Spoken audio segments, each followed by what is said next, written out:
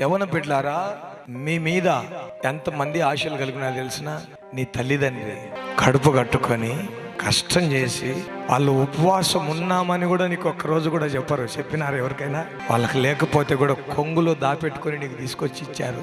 ఎన్నోసార్లు నీకు తినబెట్టి ఆమె ఉపవాసం తిన్న రోజులు ఉన్నాయి. నీ తండ్రి కష్టపడి ఉదయం వెళ్తే ఎర్రటెండలకు పనిచేసేవారు. ప్రియ దేవుని బిడ్డలారా, చదువుకునే బిడ్డలు, ఈరోజు నిన్ను కూలికి పంపితే కూలి వస్తుంది, కానీ నిన్ను కూలికి పంపించకుండా నిన్ను ఎందుకు చదివిస్తున్నారు?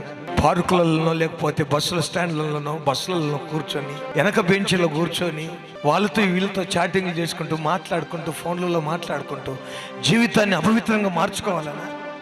తల్లిదండ్రికి అవసరతలున్నా కూలికి పోయి నిన్ను చదివించుకొని ఫీజులు కట్టి నీకు రానుపోని ఛార్జీలు, నీకు అన్నం పెట్టి నీకు బట్టలు కొనిగించి చెప్పులు ఏవి లేకపోతే వలుగుతావు.